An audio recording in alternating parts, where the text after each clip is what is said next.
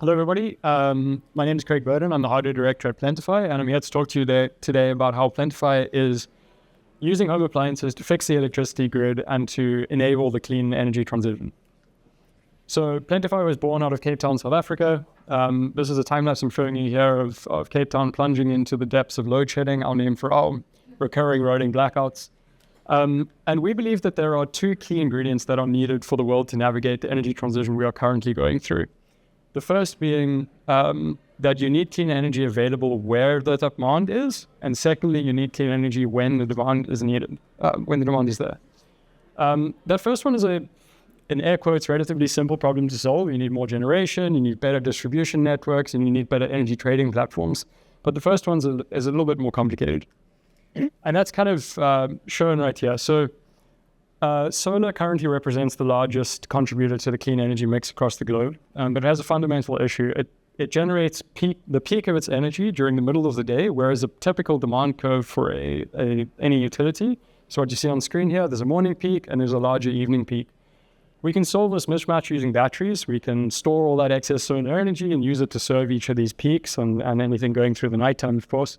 But as of course everybody is aware, batteries are a really expensive option.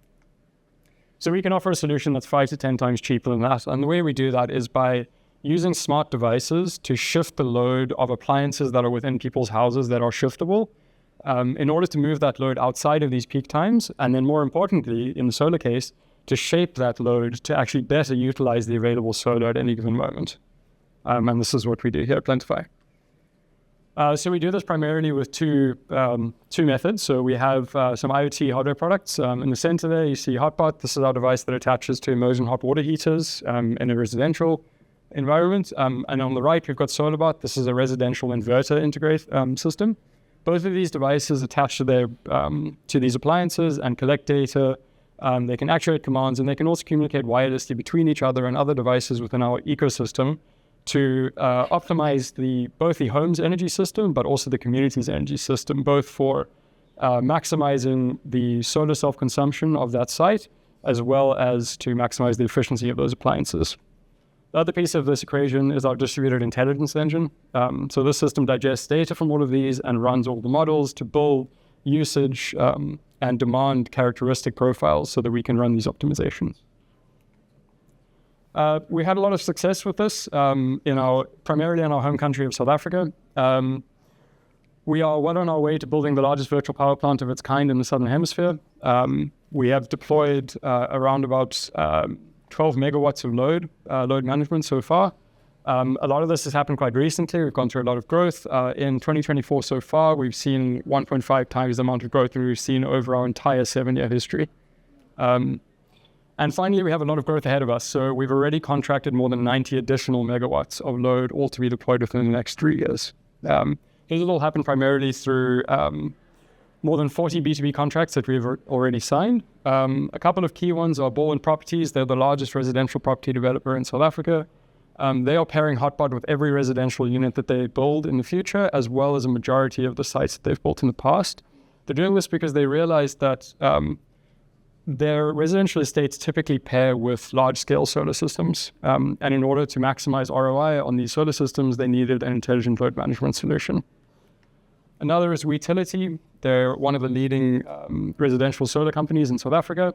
They are also pairing Hotbot with every solar installation that they do in future. They're doing this because they realized that in order to offer a more compelling product to their customers, they needed a way to move water heater load into the middle of the day to utilize what would have been an otherwise wasted resource. And finally, Octopus Energy. We've completed a successful employee pilot right here in London. And this is really just a fantastic indication of the international expansion opportunities we have ahead of us. We're primarily focusing on the UK, the US, and Australia at the moment. We're doing all of this with a team of just over 60 today, primarily made up of engineers, data scientists, business and energy experts, including the former heads of Google's Africa Energy business, Tesla Energy in EMEA, and IBM Research's energy team in Africa, as well as many, many others. We have a number of investors on board already. We've raised almost $10 million to date from world-class investors within South Africa and internationally, including all of the ones you see here and a few more. That's all. Thank you. happy to take questions. Yeah. You kind of answered one of my questions. I was worried about the addressable market if you were in South Africa only. But talk about the I guess, how much does this cost? How do you get paid? So what's the sort of business model here? Right. So I should preface all these answers with I'm an engineer, so I'm not the best placed to answer these. But you briefly touched on addressable markets. So we're focusing on South Africa primarily at the moment because South Africa sees all the energy problems you can imagine. We've got them all. So it's a fantastic lab for us to build our product and really develop everything. Primarily at the moment, we make money through a subscription model. So we have end users paying a subscription fee. But as you saw earlier, a lot of our successes come from B2B contracts and quite a number of B2B2C contracts as well. The D2C contracts we haven't had a massive amount of traction with. And so in those models, the subscriptions and various upfront fees and all that come, they're slightly more bespoke pricing. So with the home developer, are they paying for the system up front, or the customers buy the home and they subscribe? They're subscribed. Yeah. So the property developer in that case is paying us, and the part of the amenities of the property effectively is this the solar system that comes with it, and they have bundled this load management solution along with that. So yes, it's included. Yeah. Okay. Question from me is around the moat of the solution. Like, what do you think is currently preventing energy companies from developing this themselves, or or others? Like, what is unique basically about the way that you're offering this product?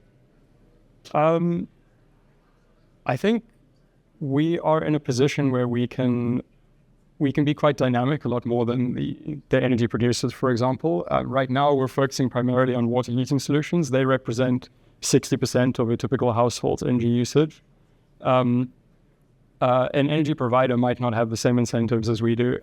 We also have a world-class team of hardware and data science and all of these other verticals that allow us to build bespoke and extremely optimized, both in cost and in performance, products that can actually serve these markets really effectively.